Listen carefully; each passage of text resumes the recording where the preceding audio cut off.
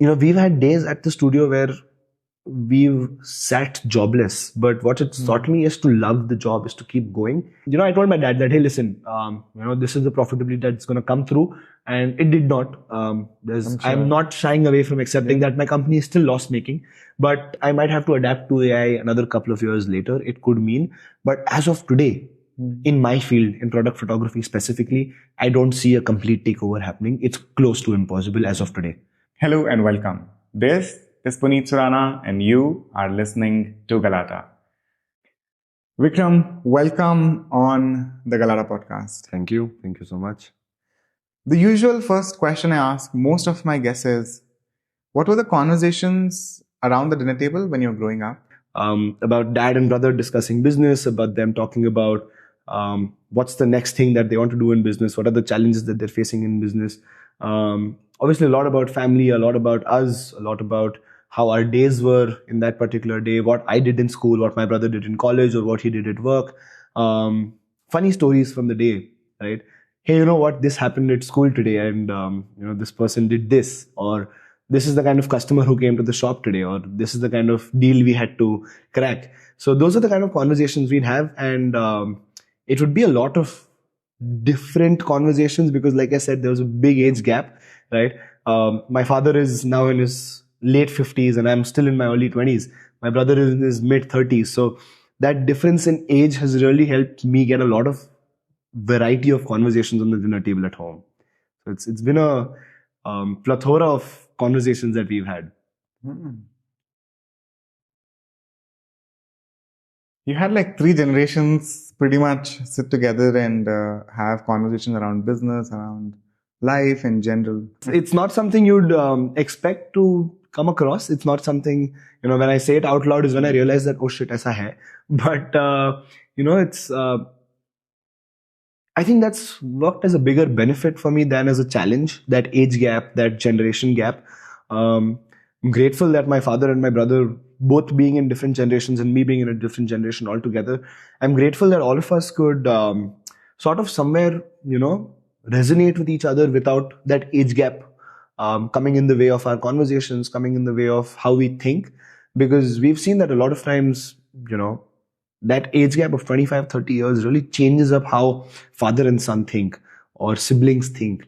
But then in our case, it wasn't that. It was a lot of, us understanding each other, us talking to each other about how we think. And that's, my father was also very open to changing his style of thinking, his, his thought processes essentially, because he realized that, hey, what was okay in 1980 is maybe not okay in the 2020s, right? And he was okay to change his thought processes, and he was very accepting. He was open to different kinds of experiences and conversations. And like what? When we say different kinds of experiences, it could be, going out on a drive, just father and son sometimes, or going for an ice cream. Sometimes, you'd listen to a lot of, I've heard a few of my friends tell me that, I don't know what to do if I'm supposed to go out with my father alone with him. And it's kind of surprising to me because for me, it's simpler to go out with my father for an ice cream or for a drive and talk about anything actually. Because we have that bond. He's been open to changing the way he thinks because, like I said, that age gap when you were brought up in scarcity in the 70s and 80s versus now when there is a slight bit of more abundance in how we, live our life. Kudos to him for what he's built for us, obviously. And that abundance comes from what he's done. So when that abundance comes to place, kids don't connect as well with their parents. And in my case, it wasn't that way. So that flexibility that my father had towards adapting to the fact that, someone in his late 50s has a 23-year-old kid really makes a difference, that he was open and willing to change his thought process to just be able to adapt and converse and live with us. Obviously, we've done that too, right? But the fact that someone at that age is willing to make those changes is very surprising. You don't often see that. But then, my father was very okay with these changes happening in his life. Yeah. So my father is someone who would not go out at night right? Versus when we go out, he's like, hum to kabhi nahi jate the. But now he's more open to understanding why we're going out. A lot of the times I'm out till like 11:30 for work, for shoots. I've come back home at 4 a.m., 5 a.m. from shoots. And, for JBN and Jito, when I'm working, I'm out till 11:30 in the night sometimes. In fact, I was out till 11:30, 12 last night as well. Just finishing up some Jito, JBN work. And initially he used to think, yaar, kya kar rahe ho, kyun kar rahe ho? But then with time, he's become okay. He's adapted to the fact that this is a part of me doing business. This is a part of me running a show. And now he doesn't question why I'm doing it because he's seen what's happening. He's seen where I'm headed. So now he doesn't question me on these things, or he does not object me on those things. Ki nahi yaar, har roz kya laga rakha hai ye, right? So that switch in the last 1 year is an example of how adaptive he's been to, my experiences or how I'm living my life.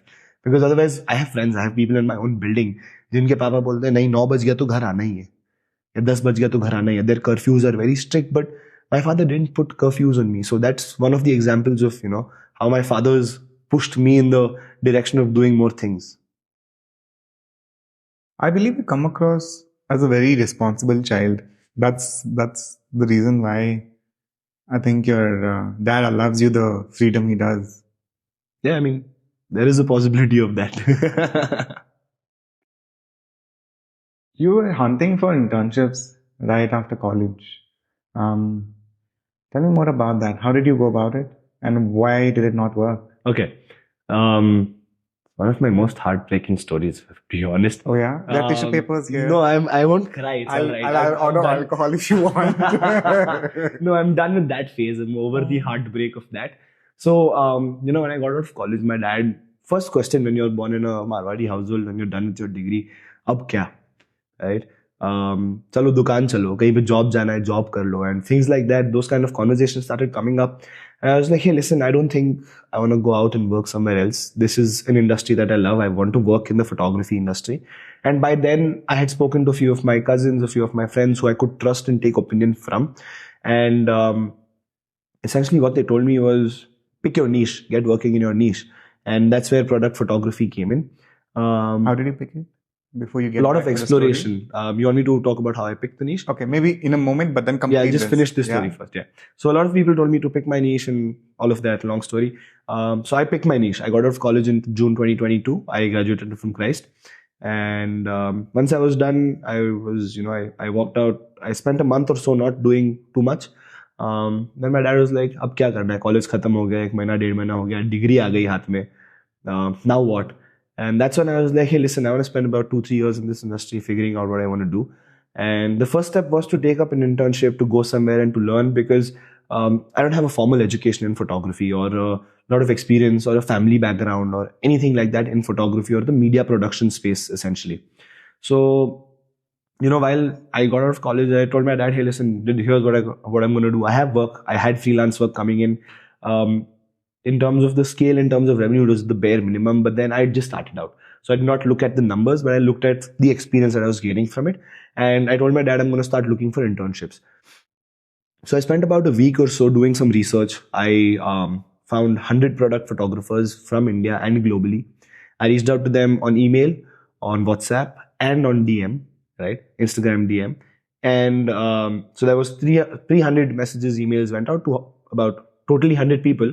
My response ratio was 2%. 98 people did not respond. I got 2 responses, one over email from Australia and one over Instagram DM from Mumbai. Now, the Australia response said, hey, you know what? This is too far. Maybe it won't work out for you to be here. And I was like, hey, listen, you don't worry about that. If you have an opening, I will move there. I will spend 6 months or a year learning with you. I was very open to that. My family was like, okay, cool, go for it. I'd much rather spend that money rather than do a master's right out of my undergrad. So, my family was okay with me moving abroad to work somewhere and all of that. But, they were not really keen on that. So, that door closed. While it was a response no, but it gave me some kind of happiness that, chalo, theek hai yaar, kisi ne message to kiya, kisi ne reply to kiya. But 3-4 days after that, a photographer from Mumbai, who I will not name for the sake of the online space, a photographer from Mumbai responded, and he was like, can you relocate to Mumbai? And for me, Mumbai is like a blink of an eye. I have family in Mumbai. So I just have to tell my mom, hey, listen, I'm packing my bags and I'm moving to Mumbai for 6 months. And it would have been very easy. And he ghosted me after I said yes. So, 2 doors opened up, both of them shut. And the other 98, though, I had stopped knocking on them as well. I did not follow up after a certain point. All said and done, everything was over. So now 100 out of 100 have said no or not responded to. And that's where the story of Klickopedia started. That's where I told my dad, hey, I want to take this leap of faith. I want to jump into this. I want to do something different. While I might not have direct experience, but I think, as an entrepreneur, as a founder, no matter how much experience you have, you're going to have to learn on the job, right? So that's where this began. October 2022 is when Why such a sudden decision? It was not sudden. Like I said, I spent about 3 months looking for these internships. I spent a lot of time. So the decision, that leap of faith was sudden, but to convert that leap of faith, that October 2022 to March 2023, when Klickopedia actually began, when operations at Klickopedia began, that 5-month duration was a lot of brainstorming. That decision was, at an instant, at the snap of a finger, that, okay, I'm going to do this. But right from hunting for spaces, branding, identity, funding, how much money comes, where the money will go, who's going to give the money, what's the return to the investor, everything. There was a pitch that was made. Even though my dad is invested in it, I pay him interest on the money that he has invested in it. And, I'm still accountable to him that, hey, listen, this is what's happening with the money that you've invested in the business. And so the decision was a, quick one. But what went into executing this decision, what went into pushing this decision forward was a very, like I said, it was a 5-month process, and 2023 March was when it went live. So 5 months of rigorous hard work, of convincing family, of convincing people, because, when you come from a Marwadi family and when you tell people I'm a photographer, the first thought is, acha, tu wedding karta hai, right? I've been told by family members that ये सब छोड़ तो wedding में घुस जा. And while it's a very lucrative industry, I don't quite enjoy doing it for myself, right? So I was like, I've done all my exploration. I've spent about 5 years freelancing. I started freelancing in 2019, and 2023 I started. So 4 years of freelancing was there too. And I've worked with all kinds of things. I've done events, but maternity, pre-weddings, baby showers, corporate events, corporate headshots, product, you name the field, I have probably worked in that field of photography. And, with that experience, I was like, okay, wedding is not something that I would enjoy as of now. Well, now we have a wedding team set up in the current time, but it's not something that I work on. I have another set of people who are working on that, who handle the sales, who handle the team building and all of that, right? I'm just the creative mind there who gives them ideas on what has to be done. But otherwise, I don't run the team. There is somebody else who runs the team with me for weddings as well. So that's why I decided to not do weddings. And when people still tell me wedding mein itna paisa hai, kar le, the only thing that comes to my mind is commercial work is, a evergreen industry. Har roz kaam rahega isme. And wedding is seasonal. I have seen wedding photographers do product photography in the off season. Why? Right? That's the first question I ask people. I'm like, do you realize most product photographers are actually wedding photographers in the off season? And they do not know how to deliver satisfaction for a product. They don't think about branding. They don't think about the impact of a certain image. They're just there to make that money, to keep that boat floating. But for me, my boat itself is product photography. For me, the mode of survival in the business is product photography. And holding on to that niche really helped me build the name, build that brand and the recognition that we needed in the industry. And now I can probably venture into any field, but the name Klickopedia is going to be resonated with the fact that these guys know what they're doing, because we are experts in product. We are now building our expertise in wedding, social media and wedding.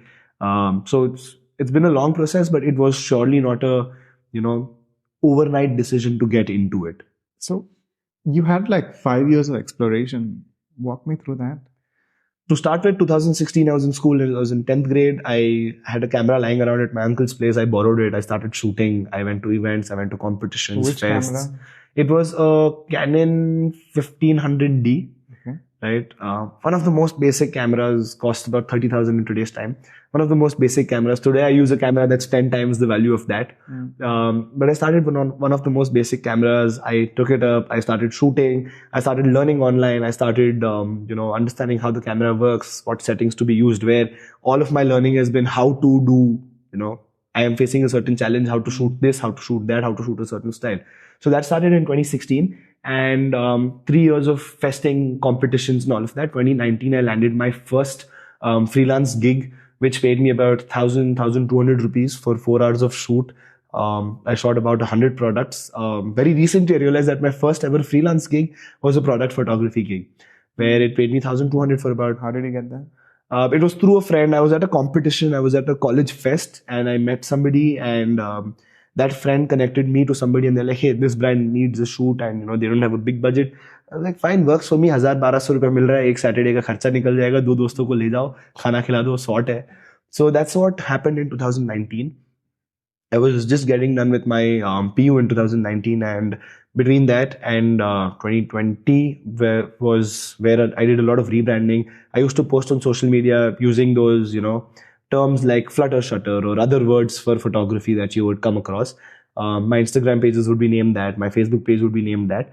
And It was called Flutter Shutter. yeah, one was Flutter Shutter. Then I rebranded it to the Consequa, which means photography in Latin. Consequa. Yeah, the Consequa. Then there was another page I started with my friends in my first PU, which was called Shashin Satsui, which is again photography in Japanese. Okay.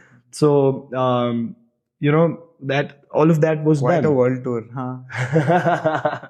So, when lockdown hit is where I sat down and I was like, hey man, there is potential. I know that I'm onto something here. So I spoke to a few people again, spoke to friends in the photography industry who were freelancing as well, who were exploring as well. And, they told me that, okay, the first thing you should do is put your work out there with your name. So I got a logo made, I got a business card made, I got a website made, I got everything changed. What is the website? VikramBhansali.in. So that was my first website, portfolio website, which was live for about 3 years before Klickopedia came to life. So VikramBhansali.in was like the first website I had. And, I started doing that, and 2019 se leke 2023 tak, I rebranded twice from Flutter Shutter to the Consequa to Vikram Bhansali. And, I think that journey of exploration, like I said, I did a lot of festing, I did a lot of competitions, but my freelance journey in particular, I worked, like I said, events, baby showers, maternities. How do you get most of these? I'm sure festing is one, but baby showers and all wouldn't have happened. Through referrals, the referral system is very, very strong. The photography world works a lot on word of mouth. No matter how good your work is, if somebody is not referring you in the field, you will survive for a while. But if your references, or if people don't trust you, or if people are not enjoying your work, you will not survive in the long run. So references worked really, really well. Okay, you do photography. This is my event. Would you take it up? Yeah, sure. Where do you learn it from? Mostly YouTube? Yeah. Or experimenting? YouTube and experimenting. So I did a lot of street photography where I got my hands on to the camera. I had to adapt to the situation. So street photography taught me how to get adapting to the situation, how to use the camera, what settings to use where. And from there, when I moved into event photography, it taught me a little bit more about how to talk to clients, how to be in the zone, what to be aware about, what's happening in the event, do I need to cover this or that, and all of that. So from street photography to event photography, the swiftness to think really helped. The ability to, be on the go helped. So experimenting, and like I said, a lot of YouTube. How do I do this? How to, right? If I had to do, for example, a long exposure, what we would call in photography, or a light trail photo in photography, I didn't know how to do that. I was put into a fest where I was given this challenge. You need to do some light trail work. You're part of those photography events. Yeah. And, the theme was do light trail and do long exposure. And I did not know how to do any of that. I went online, I went to YouTube, watched a couple of videos, got to experimenting the next day and got some out of it, got some execution out of it, got some results out of it. And that stuck with me. Okay, this is how I need to do this. This is what I need to improve in my next time I want to do something like this, this is what I'm going to improve. And that entire process really helped. Yeah, I mean, those are the last 8 years of me being in photography. Just a lot of experimenting, just a lot of learning on the go, just keep switching things up, just keep learning. Continuous learning, essentially what they say. सीखना बंद कर गए तो हो गया, मर जाओगे. That's pretty much how I have survived for the last 8 years. Keep learning. Essence of photography. Let's say you have a younger brother who's 10 years younger to you, who's right now 18 and has held his camera now. And you had just 2 minutes with him and then you wouldn't meet him ever. What would you tell him? Well, something I tell all photographers is don't look at this field from the commercial standpoint. Photography is not all about money. It takes a lot of passion. It takes a lot of learning and loving what you're doing, because it's equally demotivating as far as easy as motivating as it is. We've had days at the studio where we've sat jobless, but what it's taught me is to love the job, is to keep going. And photography is a job like that. It's a field like that, where if you stop, where you're tired, if you're tired, somewhere you will be washed out. And if I had to say this to my younger brother, if I had one and who was interested in, photography, I would simply tell him, don't stop practicing, don't stop learning, don't stop experimenting, because only and only then are you getting better. I read this quote which says, practice until you become perfect. Practice makes perfect. No, it's actually not that. There's a very viral Instagram reel as well which says, practice does not make perfect, but practice makes better, and better equals everything's good. Like, you're bettering up every day. Why not? So that kind of, stuck with me. That's kind of still is with me, that keep practicing. You will get better. Hands on, keep going out with your camera, keep learning, keep exploring, keep experimenting. And this is something I say to all photographers out there. Just keep exploring. Don't get stuck onto the same style. Watch, learn, experiment, and only then can you get better at it. So to my younger sibling, if any, get out, get learning, and get experimenting. Nice. You already had 5 years of all of this experimenting. Why take up an internship? When you have to work in the commercial space, it's a slightly different ballgame, which I was very aware about. To work with clients, to have your terms and conditions in place. When you're working for an event versus when you're working for a business, the kind of, conversations you have with people are very different.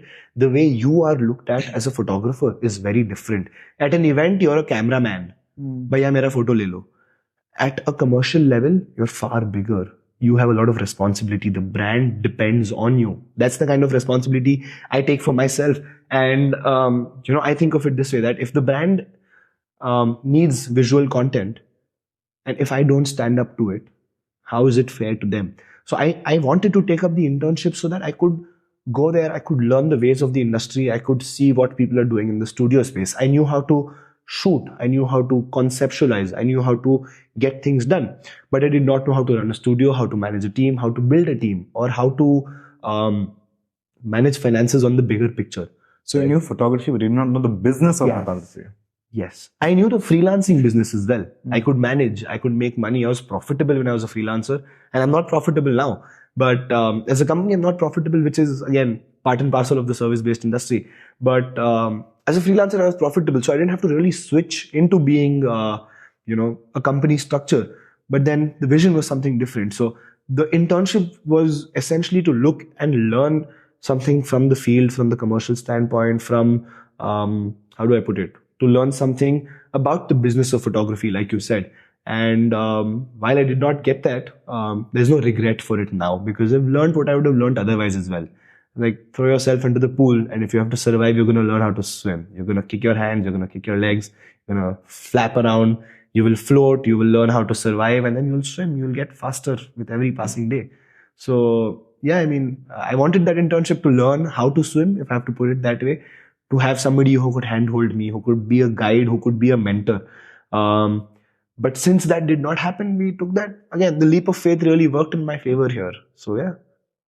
So you did product photography right out of college. How did you get brands to trust you with their brand? Izzat aapke haathon mein sort of a thing. Brands really don't want to start working with you. In fact, one of my recent experiences was...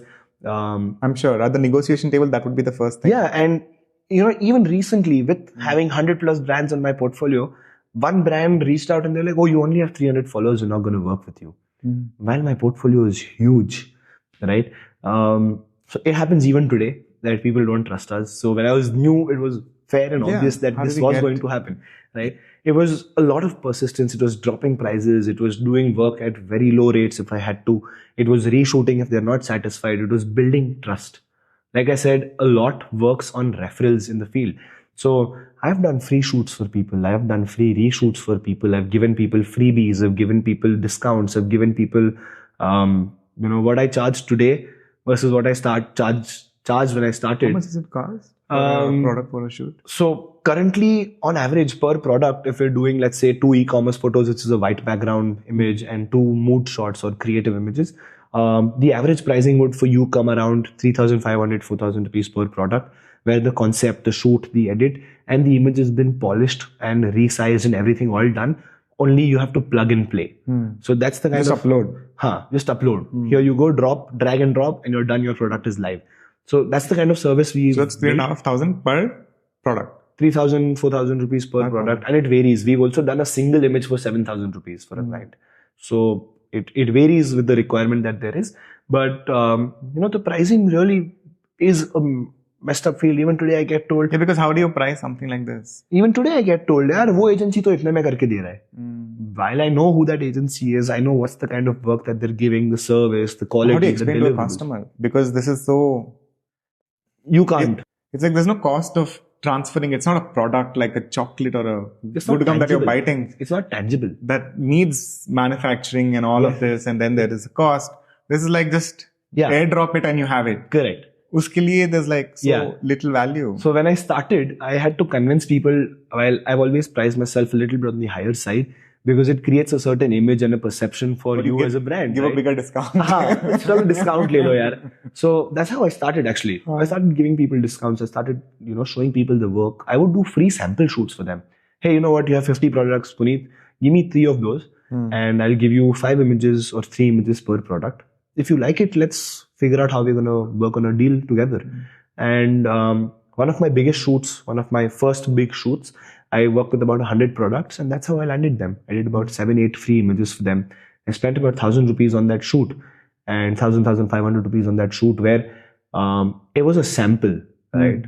It was that risk in the blind of whether or not they would like it. I spent 1,500 rupees as an investment on that. And I went to meet them. I delivered the images. I went to meet them and they were like, hey, the images are nice. I like the quality. I like how the work is done. But, this pricing doesn't work for us. I'm like, fine, I'll work out, way to give you a lower pricing. I'll customize something. I'll give you a method to lower the pricing. And I did that and I landed them. I generated about 1 lakh rupees in revenue from them. And 1 lakh for 100 products? For 100 products, yes. So the average costing was 1,000 rupees for them. I gave them about 3 to 4 images per product. And it worked. They were happy. They gave me the work and now they're still a client of mine. He's a close friend of mine. And we still work on and off with each other.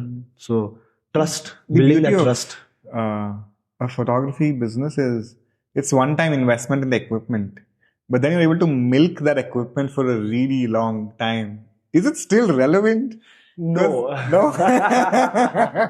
I'll give you the example of what happened with us recently. A couple of our equipments broke down. We've been, we've sourced this equipment a year ago, but, wear and tear happens when you're using them on an everyday basis. Out of 365 days, we work for about 300 days at the studio, 275, 300 days at the studio. And every piece of equipment is being used for at least 150 to 200 days. And when that's the level of usage, you've already sort of milked everything out of it. But then after a year or two, wear and tear starts to occur. And very recently this happened to us. You know how the laptop mein cable and laptop ka jo output hota hai, uske beech mein ek brick hota hai. So similarly, one of our lights has a brick. And we were shooting about 3-4 weeks ago. This is an incident. And while we were shooting, suddenly we hear a spark. The brick is smoked and the fuse is stripped at the studio. Now that particular piece which sparked is not available anywhere in the market. So if I have to replace that piece, I need to get the entire set new light and the cable. I'm not just getting the cable anywhere. So it does seem like a one-time investment, but it's not. We need to keep upgrading the equipment. We need to add more to our stuff that we have as equipment in-house. While we can always obviously rent it out, we need more and more equipment. We need better power. We need better output. We need better lens. Sometimes you might need a better camera. Let's say an image that has to be printed on a 100 by 100 hoarding, right? Our camera cannot manage that, but there's something that's available on rent for about 5,000 rupees a day, which can easily manage that scalability of the image. So, we don't just invest in equipment, we also rent out, but it's not a one-time investment. It is a continuous ongoing investment. Every now and then something new comes out. How do you decide what product to invest on? Because these are very expensive cameras and they have expensive add-ons and accessories and uska fir maintenance karo and handle it with care. Yes. How do you decide what to invest on? Do you have a math in place, or is it just the industry is growing, everyone is using, so let's use it as well? No. So there are a couple of things. It's not the herd mentality when it comes to professionally using equipment, because there's no herd. No, so that's a different conversation altogether. If there's no herd. And I don't think I'm going to comment on that. I might have my industry peers going after me when this goes live. Yeah. But more importantly... that means yes. Go on. So yeah, coming to the question of... Back to diplomacy. Could you please repeat the question? How do you decide what to invest on? Is there a method you follow? Right. Yes. So, two things that we consider. First is we speak to industry peers. Again, we have a lot of, community groups. We have a lot of photographer groups that we're on. I'm on about 15 groups which keep buzzing every day with inquiries, with questions, with solutions, with portfolios. So because of that, we've built network with a few people we can trust. So I called them up. I spoke to them. Hey, listen, this is what I'm trying to do. And what's the kind of equipment that goes into it? Obviously a lot of YouTube, right? Again, my philosophy of learning has been YouTube. So I learned a lot from YouTube. You're part of the YouTube school. Yes. And Christ to degree ke liye kiya. Absolutely. I mean, I had almost dropped out from Christ. I had decided to drop out, and then my friends pulled me back. They're like, nahi, tu nahi karega ye. But anyways, that's a different But then COVID happens, you almost had a dropout. Yeah. But I got through the degree. But we'll get back to it. But tell me about this. So YouTube, I learned a lot from YouTube. Again, I picked up what other product photographers were doing. In my case, for example, right? I picked up what a lot of other product photographers were doing. I had awareness because I had been using cameras for about 6-7 years now. I had awareness about, okay, if I use a particular lens, if I am to buy a particular lens, is this my best use case? So I bought equipment which would be versatile. I chose equipment that I could use for photos or for videos, indoor or outdoor.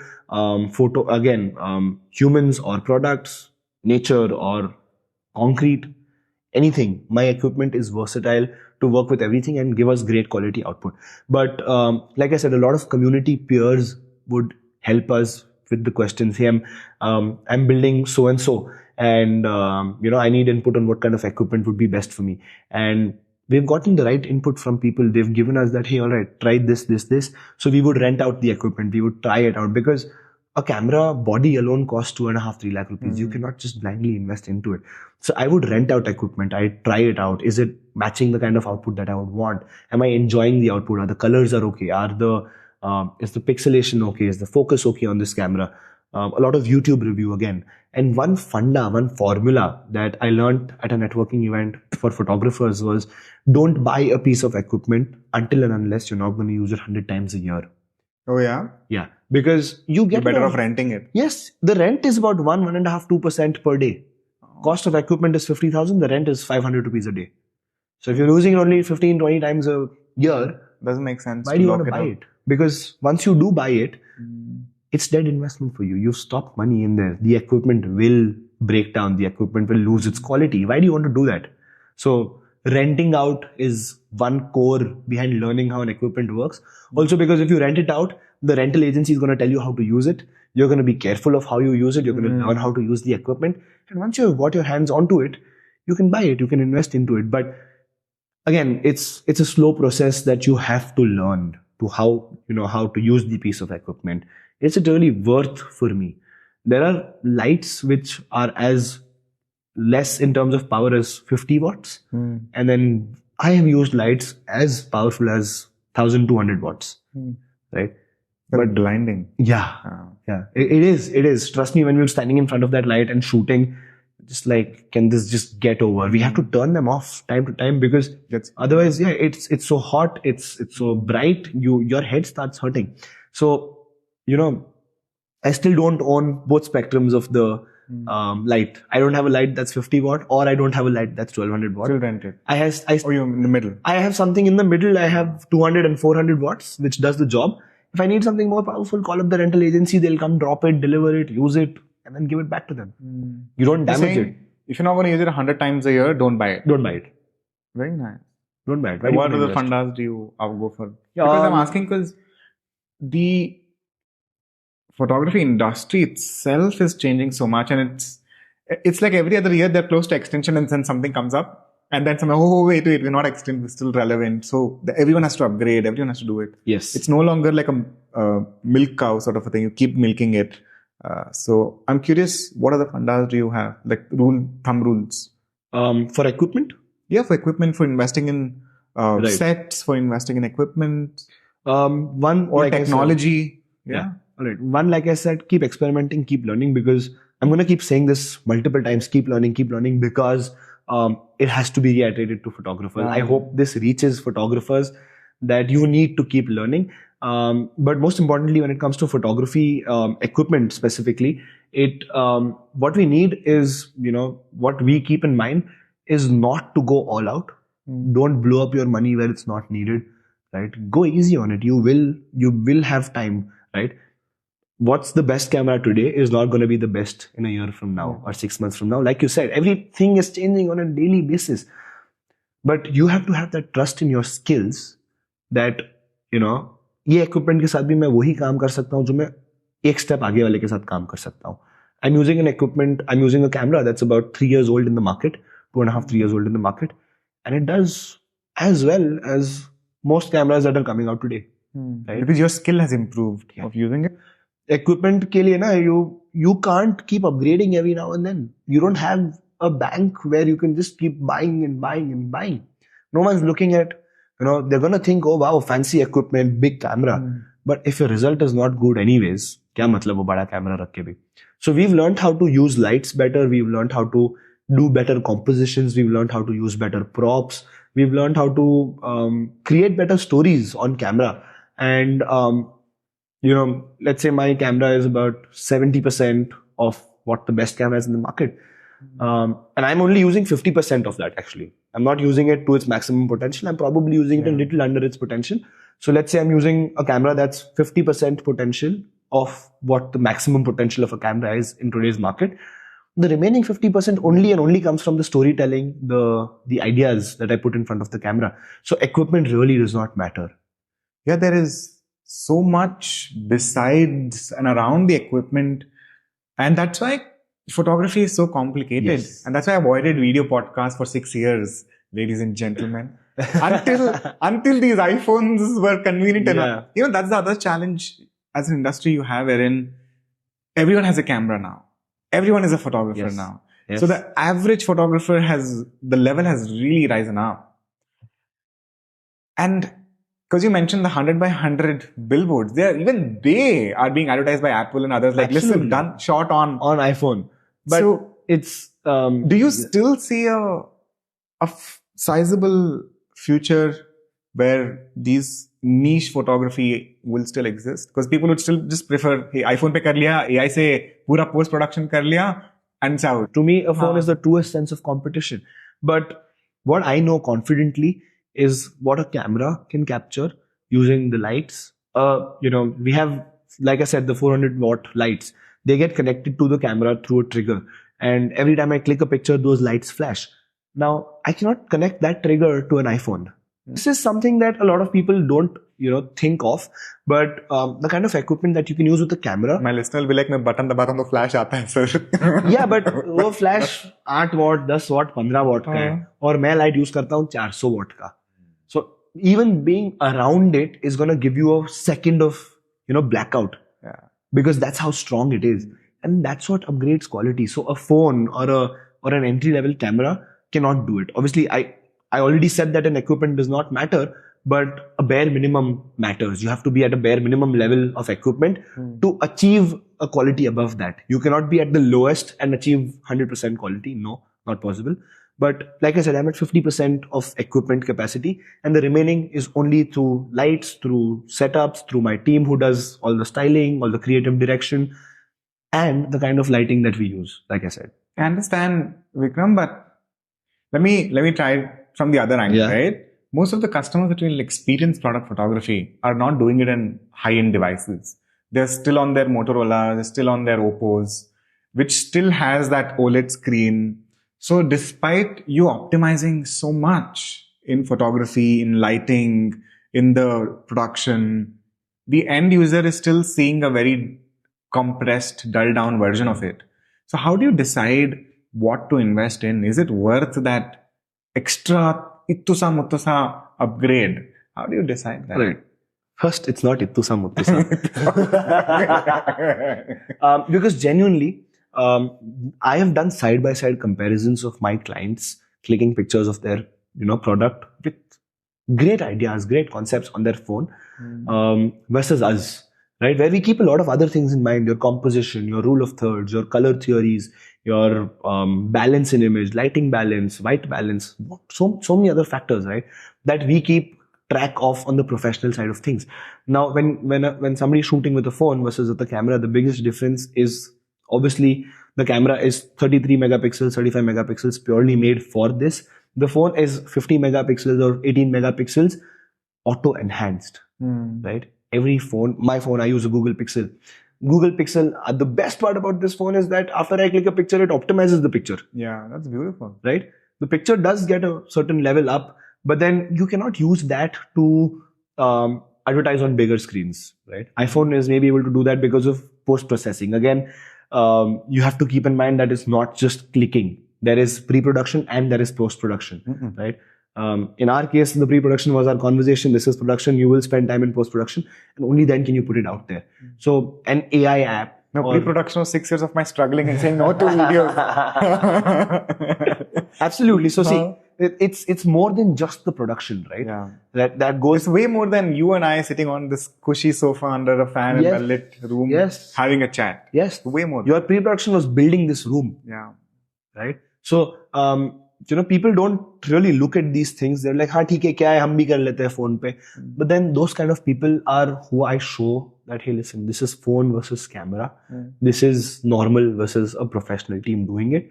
And no matter how far ahead we get into this, somebody who's an expert will stay an expert. I agree. But that pool is becoming smaller and smaller. And that's why I'm asking you, the end user who's going to see these products is probably going to see on their Instagram or their social media, because that's where the focus has become. They are still seeing it on a cheap phone. On a cheaper, lower quality screen and whatnot. But, or a very light brightness under their blanket looking at... Yes. I don't know if you still do under the blanket, but yeah. I get what you're saying. But, you know what? Is it worth upgrading? Yes. 100%. Because despite the screen that it's being viewed on, a certain, quality does show up, right? When you're shooting with a professional camera, professional setup. I have an editor who only sits to retouch the labels of the product. सिर्फ वो label के ऊपर काम करता है एक बंदा है जो सिर्फ कपड़ों का creases निकालता है. If a model is wearing a particular, let's say a pant, and he irons her clothes after. Yes. She's worn it. Okay. Yes. Because it's not possible to have a crisp piece of clothing when someone's wearing it. It's never possible. But I have an editor who's going to sit down and remove creases and make sure it looks natural. And that you cannot do through phone, through AI. It's impossible, at least as of today.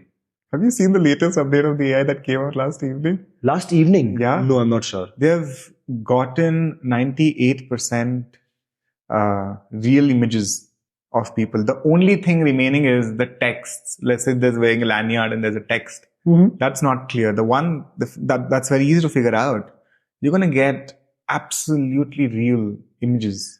Agreed. But your product will not be the same real product by the end of it. Because let's say, for example... Neha Dhupia holding a Santoor soap. Yeah. It's a prompt away. It's a prompt away, I agree. but then, there's so many other complications with AI. Neha won't hold a Santosh soap like this, but there's so many other complications that come with AI, right? Yeah. There's a high chance your image for your product and person X image with their product could be the same. So I stand out because I'm creating, if I'm working with brand A and brand B, 80% of their visuals, they could be the same category, right? Let's say chewing gums, for example, Good Gum and a Center Fresh, right? What I'm doing for Good Gum and for Center Fresh, despite they could, I'm not even comparing their differentiator. I'm assuming they're the same product, right? I will not ever assume that Good Gum is the same as Center Fresh, but let's assume, right? Let's say that Good Gum and Center Fresh is the same industry, or okay, let's leave Good Gum, Center Fresh and Happy Dent. They're the same products. If we're shooting with them, Happy Dent wala image and Center Fresh wala image will have 80% difference. 20% might end up being similar, which is the leeway that we keep for ourselves, but 80% we're going to make sure that it's different. Brand to brand, that difference is going to come in. Can AI do that much? Maybe not. Can an individual do that much with AI? Maybe not. Can an AI expert, somebody who's great with prompts, somebody who knows what to tell AI, can do that? Yes. AI is also a mastered skill. AI is not kuch bhi likh do, kaam ho jayega. Because they're also based on a lot of photos that they've been analyzing and stuff. So there is, I came across a post which said prompt engineer. There was a role for a prompt engineer, which was just to sit down and give AI platforms prompts. It's a legit job. They were getting paid $30,000 a month. Why? Yeah. It's not simple. If someone's getting paid $30,000 to do it a month, that's the annual salary of most people in the US. Yeah. But that's mostly used for like high-end development and all of that. I'm sure. Yeah. I'm sure. I'm just giving an example that AI is so complicated, right? No. So, dude, the way it's the reason I'm going back and forth is because do you feel like I feel like the industry of photography is getting attacked from so many angles. Here you have the phone manufacturers who are selling their phones as cameras. Here you have the software industry that's taking care of the post-processing, the retouching, the filters. Here you have AI saying, why the hell do you need a camera when you can generate everything? You don't need for all that headache. I'm wondering, where is this industry going? So, particular to Klickopedia, if you're not scared because you're using AI as a partner with us. Yeah, you can't avoid it anymore. Yeah, we cannot avoid it, but it's not a competition to me. My clients don't have the time to sit down and, create AI prompts and sit on it and break their heads on how do I put this? Is this looking good? Is this not looking good? So we use, we're saving time. What I'm pitching, what I'm selling is the fact that you're saving time. You're selling better while you have to focus on making your product better, marketing your product, putting it out to people. Leave the visuals to us, right? Now, it could mean I might have to adapt to AI another couple of years later. It could mean, but as of today, in my field, in product photography specifically, I don't see a complete takeover happening. It's close to impossible as of today. Because, high quality requires a lot of experience also. Even if it's with AI, you need to know what to say, tell to AI.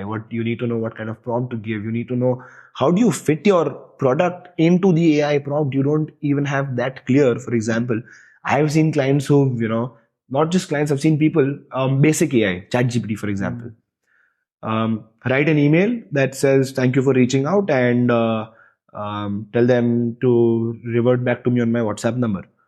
I've seen people write that prompt who have, 3 years, 4 years of working experience. But that's not how AI is going to work. You need to give, AI is like a 5-year-old kid. You need to give it proper instructions. You need that's a bad analogy, man. No. Yes, at least from what we've been using, from the tools that we are using. So let me tell you, we are shooting on these 2 iPhones, right? Yeah. The centering is decided by the iPhone. The framing, everything is decided by the iPhone. Agreed. Once I'm done with the production, the complete audio post-productions are by an AI tool. Completely. I'm not even touching the audio. Okay. And this is me after working 5 years. Waves, cut karo, join karo, fade in karo, fade out karo. Nothing. Nothing. None of that's needed. The video, now we are recording it in 3 angles. I don't even decide which angle will come where. Okay. That's also automated. After that, once I export the video, it gets uploaded, gets post-processed. I get the reels out of it. I get the content and the hashtags, everything out of it. You see how little of work I'm doing? But again, you are the creator, crazy. You are not the client. You know what's happened now? I'm not the creator anymore. I'm like the client, and everything is being created. No, but I would still call you the creator because you decided how this is going to be placed. You decided what tools to use. You decided what goes Sure, where. I built up a stack. You built it up. Making them sing. Yes. Not even making them sing. It's doing its job. It's doing its job now, but you decided what goes where, right? That was in your control. But as the consumer, you're the creator. You're still the creator here, right? You're still giving this to the AI tool. That's not happening on its own. Or someone else is not doing that for you. You're still the creator. Don't wait. Two steps away from that also. Let me finish up. Hold on. So you're still the creator in this case, right?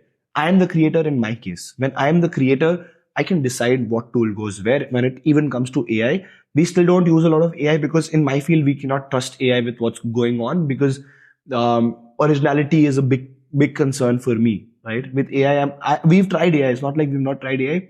But with AI in the current space for us, that originality is lacking. Our clients don't want AI generated images. We are working with premium brands. So they're like, humko AI nahi chahiye. They're very hell-bent on the fact that we want 0% AI in our images. We have clients like that. While the majority is moving towards AI, while the majority is moving towards phone pe kar lete hai, there's still a class that says we don't want AI because we know what humans can still create.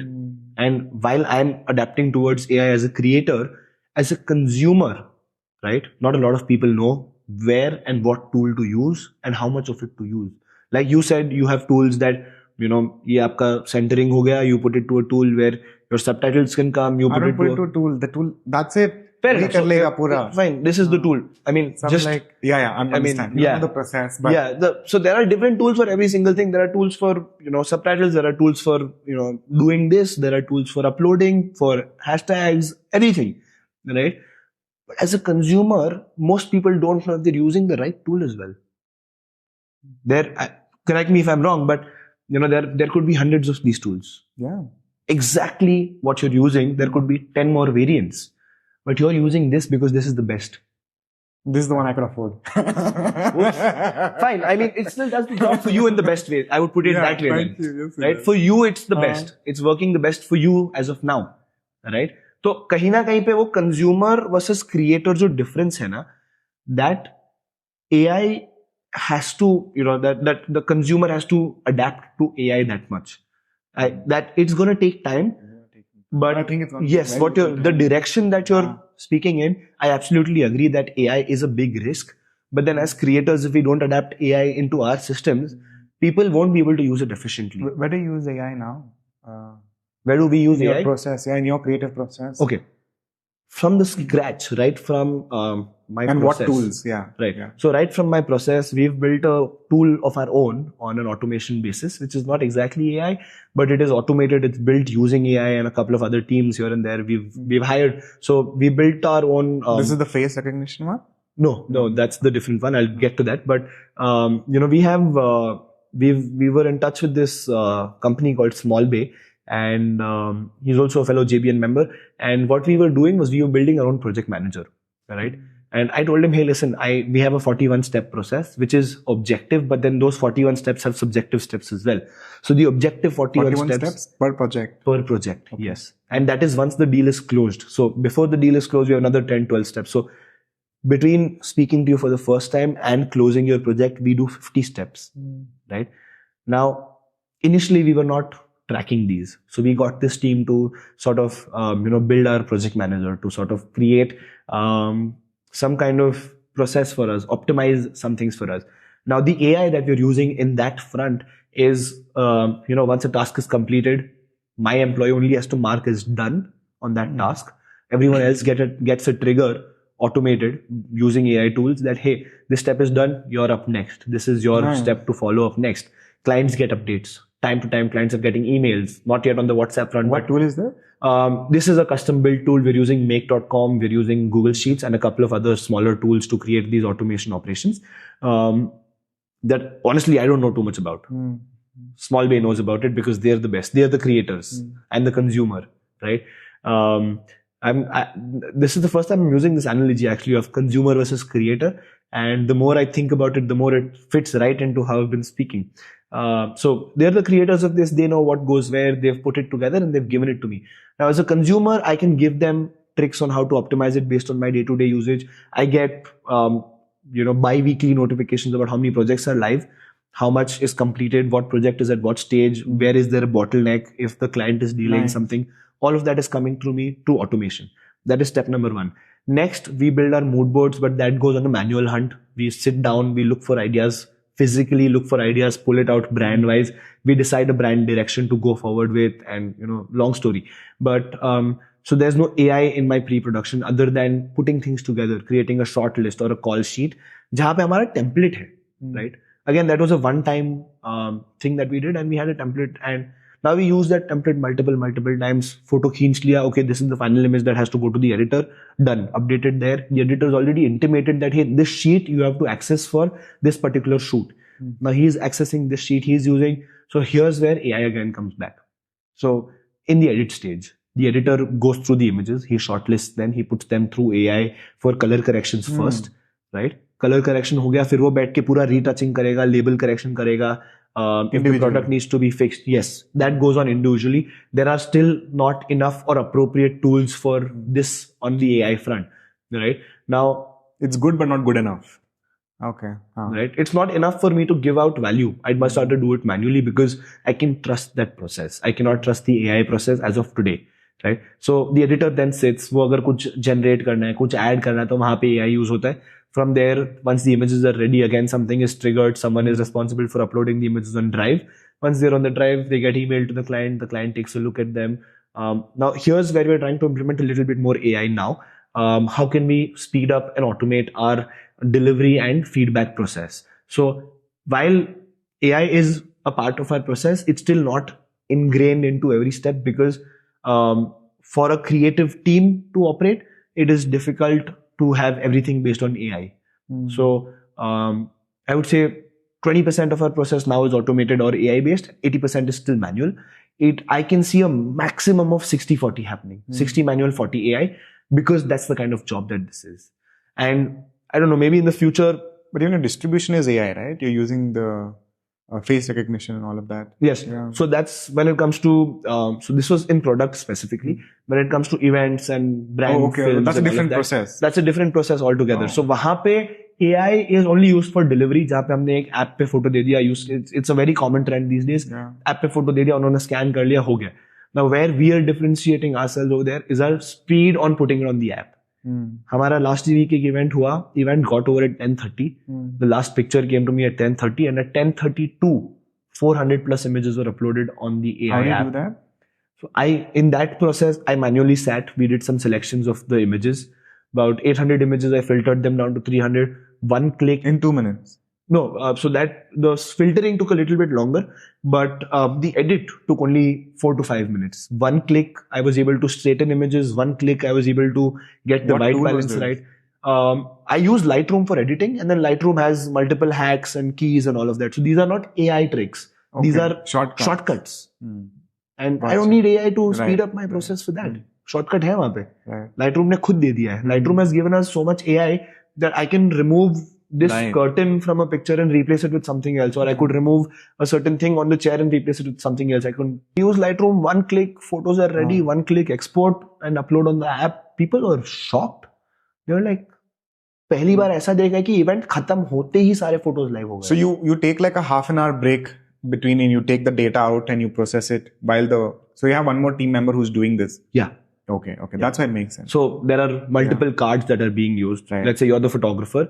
You're shooting on an hourly basis. You'll come give me one card. You'll take the other card and go. It's a matter of process, right? It's a matter of building that process. Only then can we give that value. So अगर value देना है, तो currently in this. But how do you handle data, such fast data, when you're out in an event? You take your own dongle as well. Yeah, we have our own laptops and dongles and data and phone, mobile data कर लिया, hotspot दे दिया, wire से connect कर लिया, काम हो गया. Nice.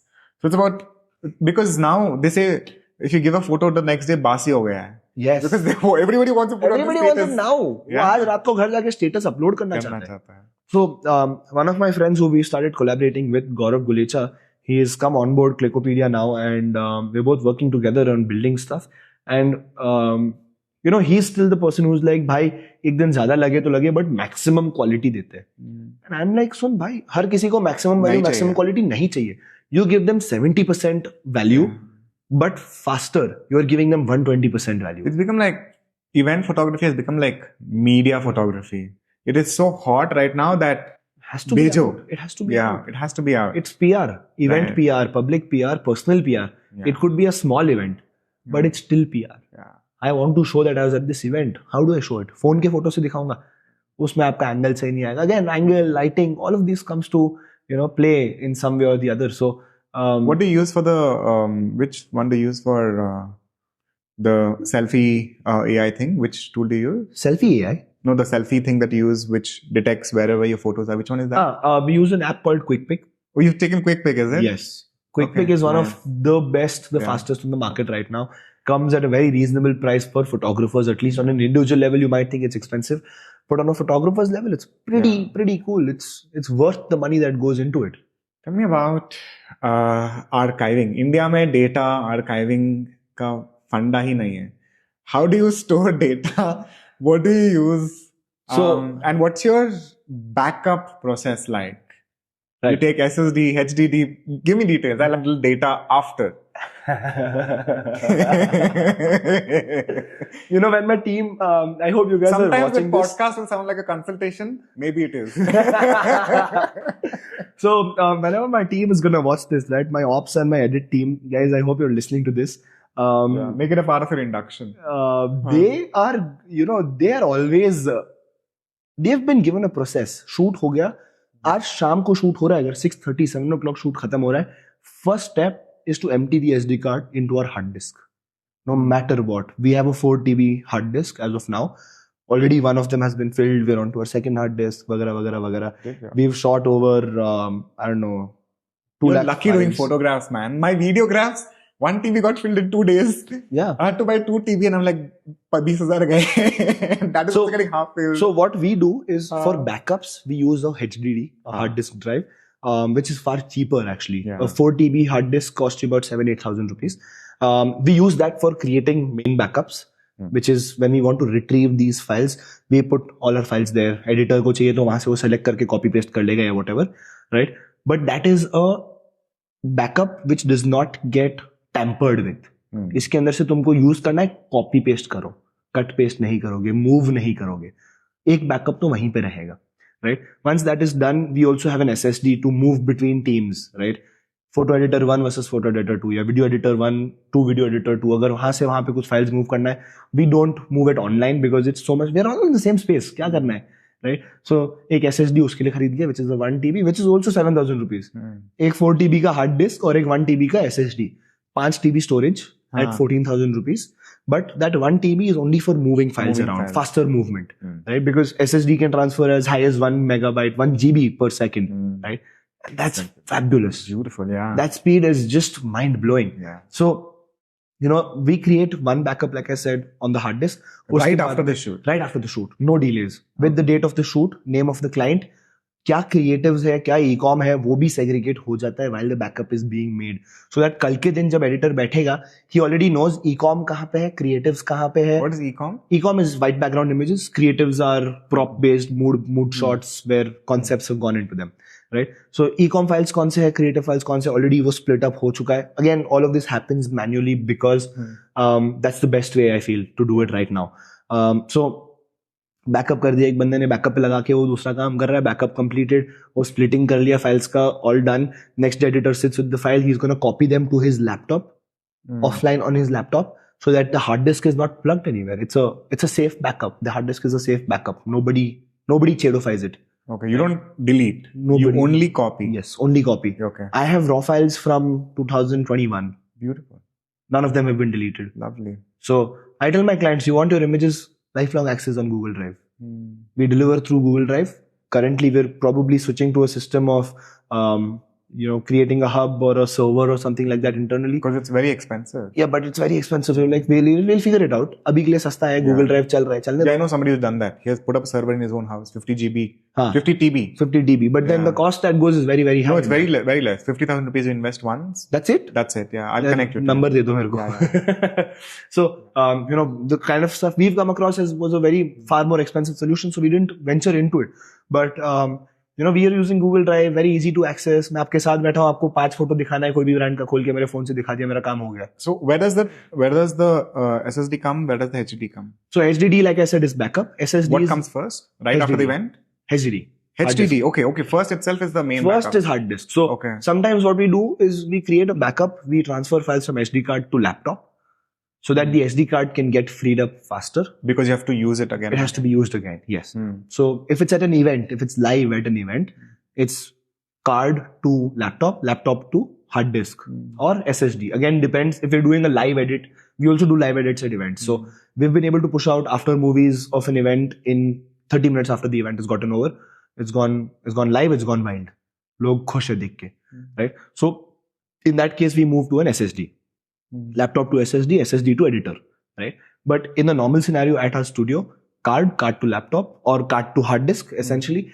We also prefer that we don't transfer from one storage device to another directly, external to external. You don't? Yeah, there is a chance of losing files. Have you ever lost files? Yes. Oh, the heartbreak. Okay, continue. Which is why this process. Right?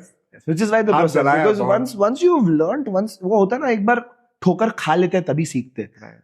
I was shooting with a cousin and I lost those files. He didn't mind it, but then I was like, यार ऐसा थोड़ी ना चलेगा.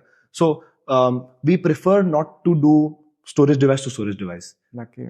We want to do storage device to laptop to storage device. It might take 5 minutes extra, but the files are safe. Yeah. I cannot go back to shooting the same files. I will probably not have the same ideas, same execution, same output. Right? So I don't want that risk. So memory card to laptop in most cases, laptop to hard disk pe backup ban gaya. Editor will take it from hard disk. He'll put it to his laptop. He'll edit.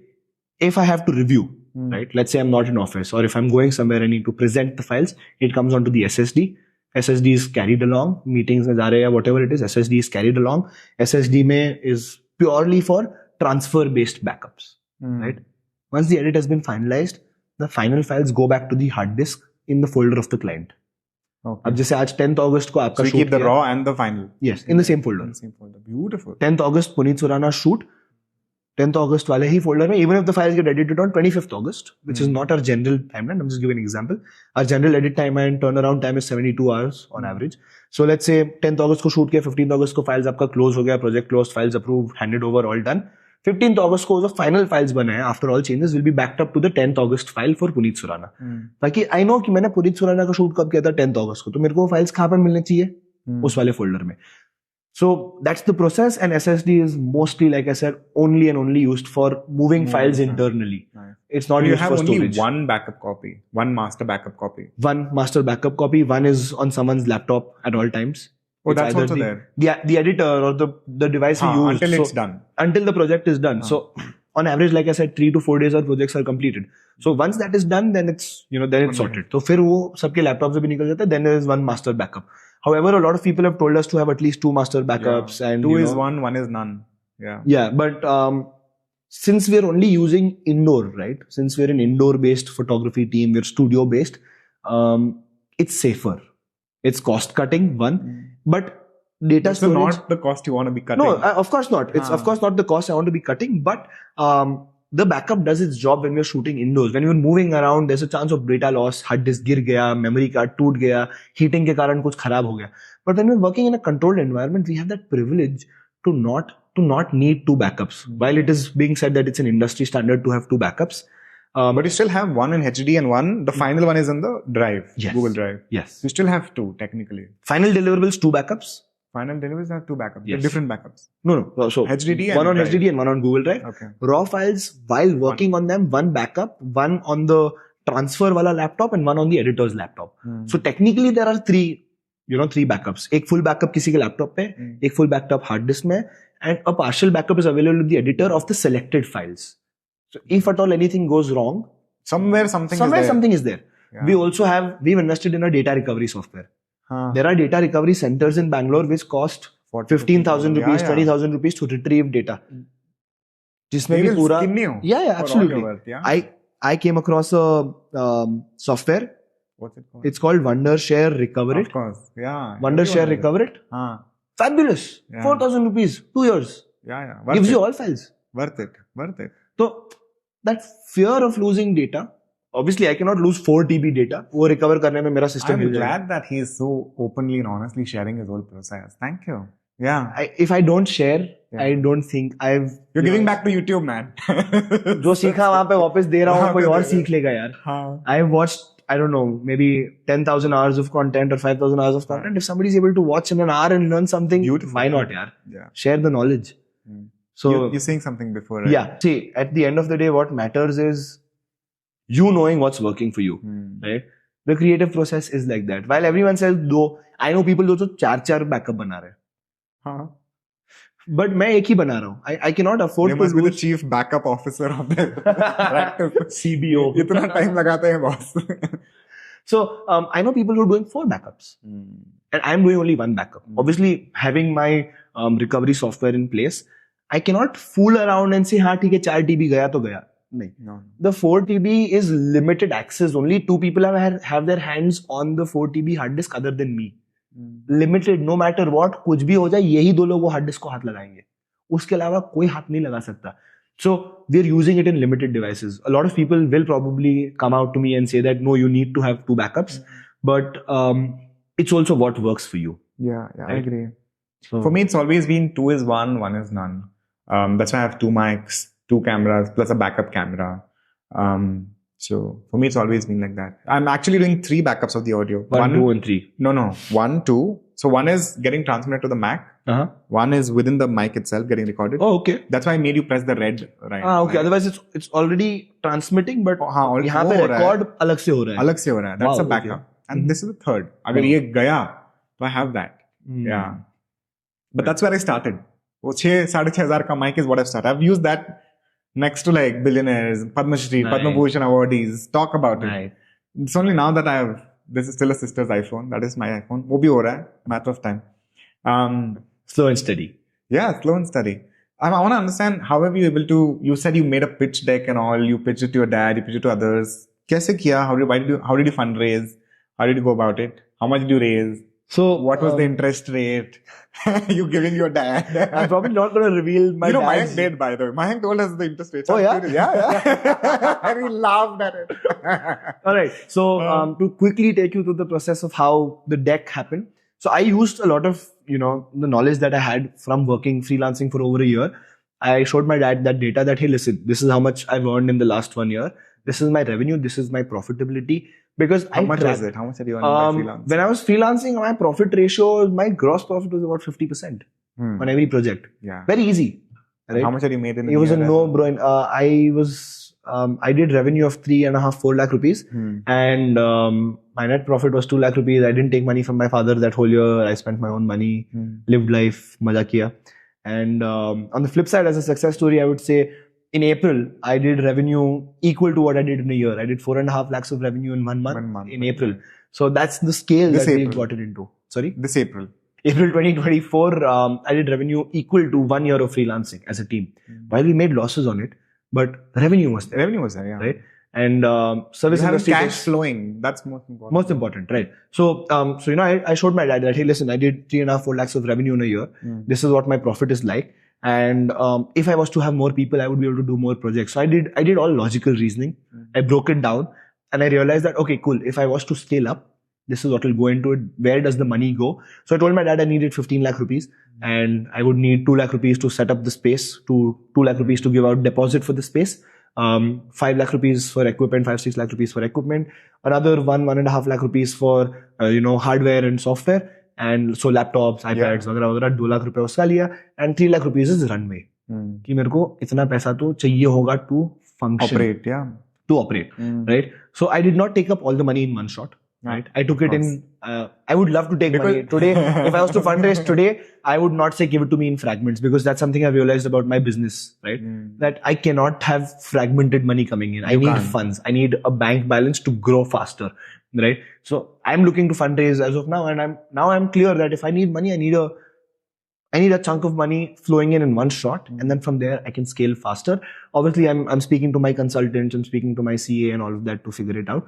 But I told my dad, hey, I need this much money. This much is going to go here. This much is going to go here. This is the projected revenue rate. I matched the projected revenue rate. I did not match the projected profit ratio, but that was also because we spent a lot on marketing. We spent a lot on giving back to people as freebies, as gifts, as tokens of appreciation. Diwali आ गई, gift दे दिया, कुछ करना है discount दे दिया, कुछ हो रहा है शूट करना है एक शूट फ्री में दे दिया उनको. So I did a lot of that. With the brands, it makes a lot of sense because there's a repeatability. Yes. In weddings and all, there's no repeatability. It's not. Exactly.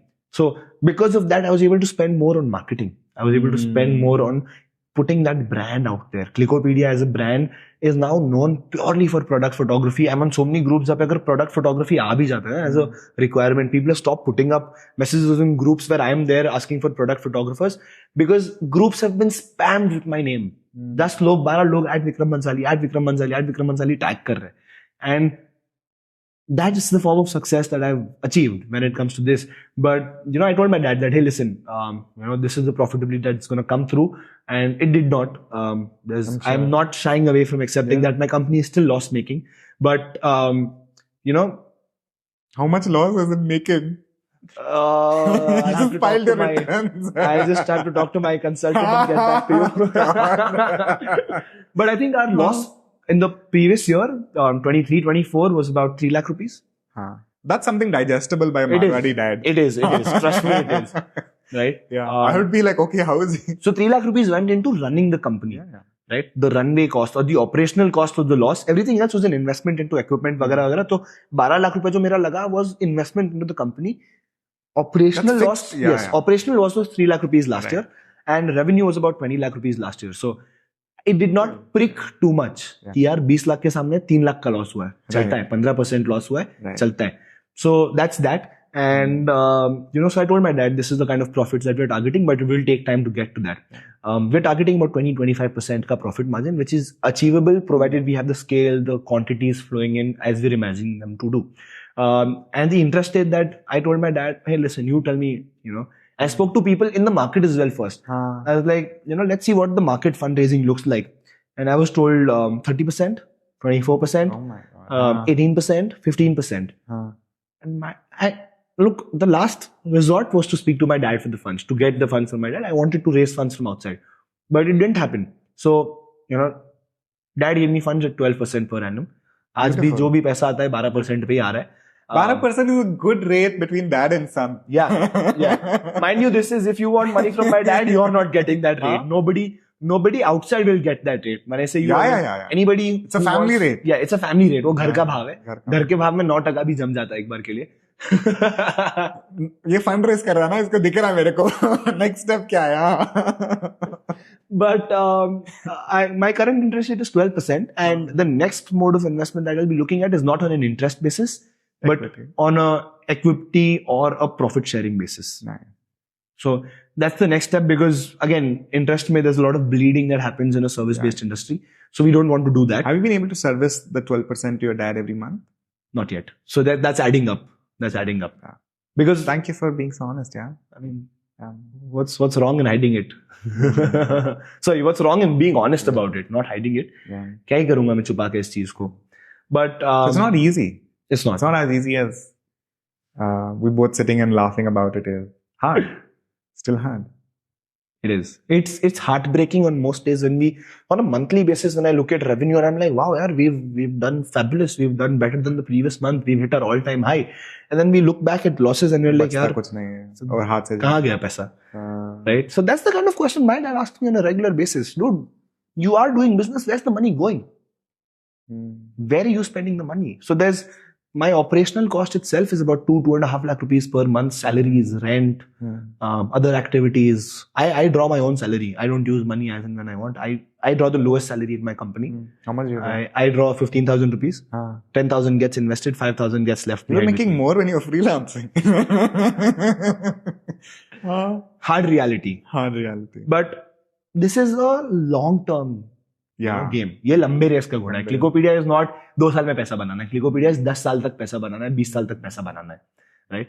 So, the vision with Klickopedia is to become a media conglomerate actually. Yeah. To have all kinds of media production services.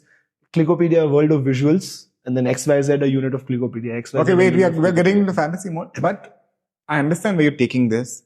I want to instead narrow down on what you're doing really great right now. How do you sell through photography? How do I sell products through photography? How is it different? Right. So when I'm able to, I do a lot of time doing brand research and market research. I sit with clients. I understand what their brand is about. I understand where they're coming from. I understand what's the motive behind the brand. And sometimes brands don't have a story. Absolutely okay to not have a story. What I do is, like I said, I do a lot of brand and market research. So we look at, let's say, there's a product, the tissue box, for example. Utha lo, koi baat nahi. Okay, lovely. So let's say tissue box. I was not picking it up because Raj Diamonds hasn't paid me, but you can pay me.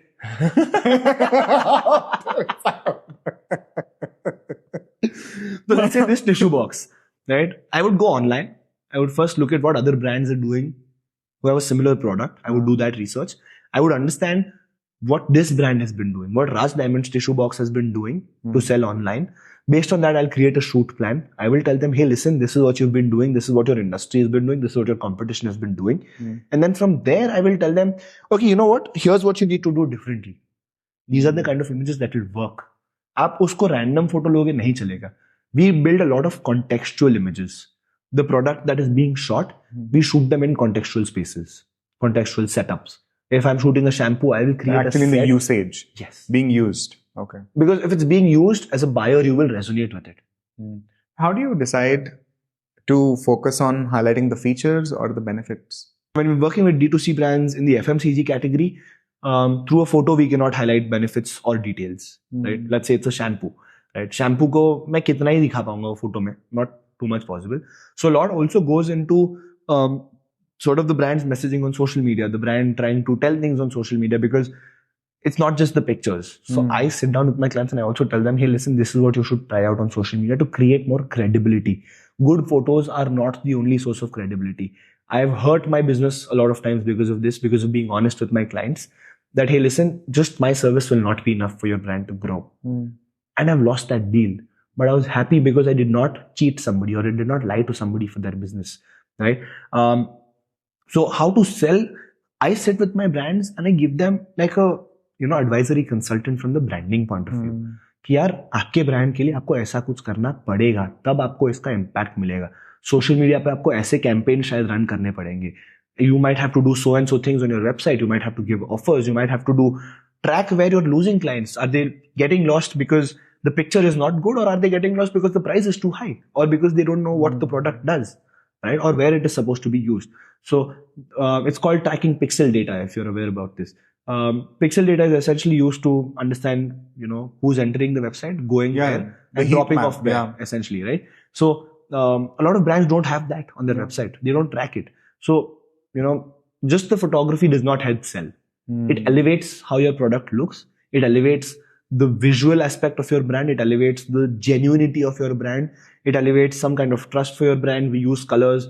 Let's say we use a lot of yellows and blues because they trigger certain emotions. So I'm a psychology student. I did economics, sociology, and psychology in college.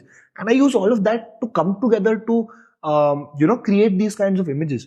Because if I don't, somewhere or the other, I'm just doing what everyone else is doing. तो मैं ये देख रहा हूँ कि लोगों को emotionally अगर trigger करना है.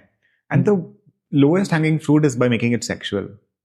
Adding some element of some element of wow to it. ये मेरे को चाहिए.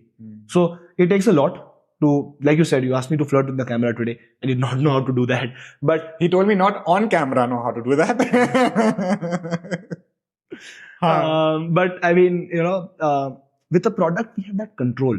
So I love a particular style of images which I call a hero shot, where I use this dynamic, right? A lot of luxury brands use this, where we take a picture, let's say the product is kept here, the camera is going to be at a lower angle, so the camera is kept here essentially, and now if the camera is pointing upwards, right? So when you look at the image, even though you're looking at your phone like this, your eyes are tracking the image upwards. You're looking at the product upwards. Yeah. And that creates aspiration. That creates want to buy the product. So those are the kind of strategies we utilize. That's one of them, obviously. So would you think that keeping both of my cameras below the jawline where the audience looks up to us would give us a hero shot? Maybe not.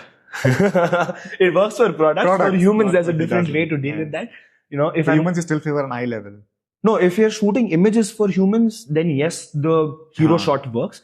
But maybe with videos, especially for podcasts, the eye level work better, because when I'm listening, when somebody is listening to this podcast and let's say I'm talking to this frame now, I'm directly looking into the consumer's eye. The consumer of the content, I'm looking into their eyes. And that creates, eye contact while speaking to people is far more powerful than a hero shot. So as a creator, to know the difference between these things, a lot of creators are not able to do. So I spend a lot of time talking to my photographers that, hey, listen, do this. I train my photographers on these fronts. And that is how we're able to maintain a certain quality and how we're able to keep clients coming in, because we offer certain ideologies. We're able to offer certain kinds of images. And like I said, it's absolutely custom built, right from ideation to shooting it. We make sure to give the product that elevation that it needs, or the project the elevation that it needs, purely because one shoe, one size does not fit all. Right? हर किसी को कुछ अलग चाहिए होता है, as an individual, as a brand, as a corporate house, as an institution. Right? So कहाँ पे उसको आप differentiate करते हो? So we make sure to customize things right from pricing all the way to how it goes up online. Makes your entire studio very dynamic, because you don't know what to price, how, and all of that, and how to deliver. But I'm back to the question: how do you feel? Because now every e-commerce platform is becoming a social media platform. Social media platforms are becoming e-commerce platforms, and everybody has. I know aunties who have like 1 million community members in their Telegram channel, and they are like spamming images, and they are doing business worth lakhs per month. They're earning more than their husband, and the husband don't even know about it. So, during COVID, a lot of husbands got to know their wives are independently crorepati's. It has happened. It's come across. Yes. It's crazy. Absolutely. So, and a lot of wives have saved a lot of houses during COVID. Yes. Thanks for being so street smart and phone smart. And camera smart. Indeed. So I'm curious, how do you communicate about a product in terms of the quality of the product, I understand the aspiration you're able to communicate with the angle, but the quality of the product, and how do you get somebody to like take a call to action by just the photography of it? What is the thought process like? What is the psychology of it like? So quality of the product through a picture is often very hard to, sort of put out. Now, if I was to sell this shirt online, iska quality is very good. It's a shirt from Jack & Jones, and I've been wearing this this has been in my wardrobe for about 2 years now. The thickness of the material was as good on day one as it is today. So वो quality में उसको मैं शायद उतना नहीं बता पाऊंगा. But maybe how I represent it, maybe the kind of person who's wearing it, the kind of model who's wearing it, how it's styled would speak about quality. Sometimes the brand speaks quality a certain way. For example, I've been telling a lot of brands that community building is now a very important part. So when you build a community is when you speak about trust. So a photo cannot do it all. A product photo is just when people land on your website after everything in your branding activity. Photo is just one of your branding activities. You need to have multiple branding activities to speak about quality. And very honestly, one product photo cannot do it. I've had clients who tell me, क्या यार आपको इतना पैसा दे दिया but हमारा cell नहीं हुआ. Sir आपने और क्या किया सेल करने के लिए? खाली फोटो लेके डाल दिया. Will people trust you because of a picture? They will not. How do you, as a brand owner, how do you create that identity for your product? I cannot. मैं एक photo लेके दे सकता हूँ. I can make it look best in quality. I can give you videos that talk about ये इसका quality इतना अच्छा है, stretchy material है. So many ways to do it. But till the brand does not take up enough steps, does not take enough actions to push it forward, kahin na kahin pe wo nahi ho payega, no matter how good an image I give them. So it comes down to the brand choosing the right methods of branding. Yeah, because at the end of the day, photo is just a tool, is what you're saying. And It's you have just to a use tool. it effectively. Yes. Yeah. I want to come to a few rapid fire questions before we close. What's a piece of content you would recommend all founders to maybe read, watch, listen? Piece of content that all founders should reach, watch, and any kind of consumption would be skill development, mostly on the leadership front. If you're a founder, you need to know how to lead a team. You need to know how to build a team. So team building, there's a lot from HBR, Harvard Business Review ka hai. I'm in fact reading a book right now, which is HBR on collaborative teams. And I'm through 2 chapters into it as of now. And some fantastic insights. So for example, HBR has quite a lot of these things, right? They have about 35 such guidebooks. The HBR, collection. Yeah, the HBR collection of guidebooks. Fabulous. That's something I can, suggest. HBR podcasts also, in fact.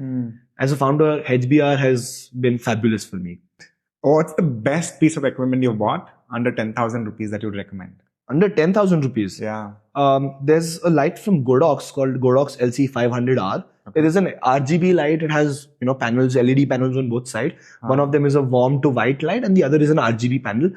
And it works fabulous. It can light up the darkest room in a way you would not imagine. A lot of wedding photographers use it.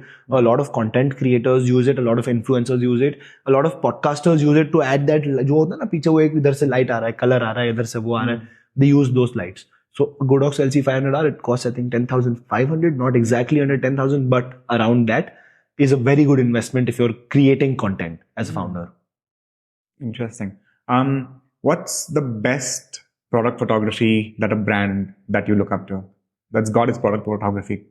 Boom, like shabam, on the spot.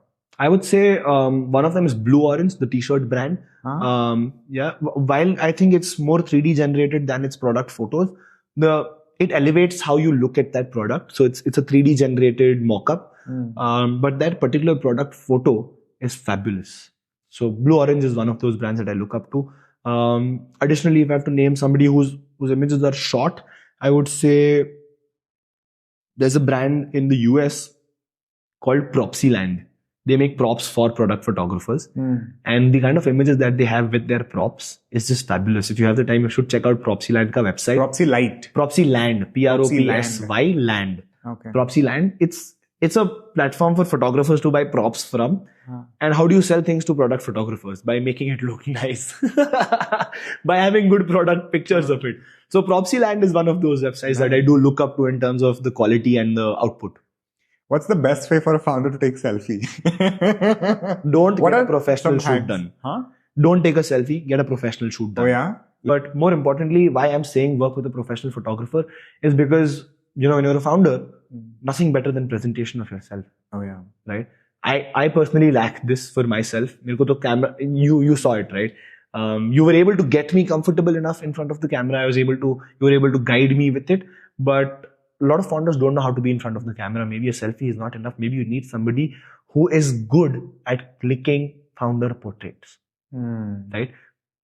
Use that for your LinkedIn. Use that for your printables. If you're going out for a talk somewhere, use that. Don't take a selfie. And update it every other year. Or make sure your grooming makes you look like that round the year. Yes. Go to your barber once every 2 weeks. Yeah. And make sure you look the same the whole year. Yeah. Because nowadays I see founders looking one in there and then they show up in my house and I'm like, ye kaun aa gaya? Oh, exactly. You're the same guy. Exactly. Yeah. In fact, that's why I was at the barber last evening. I was like, so I have a fixed barber. I do not let anybody else cut my hair or trim my beard. I just go, I sit, he fixes everything and I'm done. Right? I don't say anything to him anymore. We have a conversation, but I don't talk to him about the style. Right? Now, this is a consistent style. While a lot of people have told me you need to improve it, I'm like, mere ko acha lagta hai. I don't care. Right. My barber knows what works for me. He's giving me, every time he feels like kuch alag karna, he'll tell me, bhai, is bar kuch alag kare kya? Ye try kare kya? I'm like, okay, cool, give it a shot. But it's not too different. So that consistency is important. And coming back now, if someone's going to watch this podcast and someone's going to meet me 2 months later, they'll see a similar thing, right? And that's very important, and which is also why a professional portrait guy is important, because he knows how to make you look nice. He knows what lighting works. Again, what a professional can do, a phone cannot do? I wanted to throw out a challenge to my audience, a 1 week challenge with a hashtag. 1 week challenge with a hashtag. Yeah. Interesting. All right, I'll take this up too. Once the podcast is live, sure. I'll take this up too. A 1 week challenge where you post on your Instagram stories 3 times a day about 3 times a day. 3 times a day a story about where you are, right? Or anything that you see interesting around you. The hashtag could be Galata. Hashtag Galata. Spaces that you are in, things that you're doing as a founder or as an employee, whoever you are. Just a picture. It could be your laptop and your desk. Use the hashtag Galata and put it on your Instagram story for 7 days. 3 times is what I recommend. Even if you're doing it 1 time, sure, join the challenge. I'll do it too, 7 days. Okay, fair enough. Hashtag Galata it is. Take a picture of wherever you are, whatever context you're in, and just 3 times a day. Show us what you see. You can reach out to me on Instagram. _ Vikram Bhansali _ is my founder account. My company account is at Klickopedia. There's only one Klickopedia in the whole world. Yes, it's KLICKOPEDIA, Klickopedia. There's no _, no dot, no dash, nothing. It's just Klickopedia. Our website is klickopedia.com, where you can find all of our work, and you can reach out to us via email as well from there. So lovely. On that note, go and make some Galata.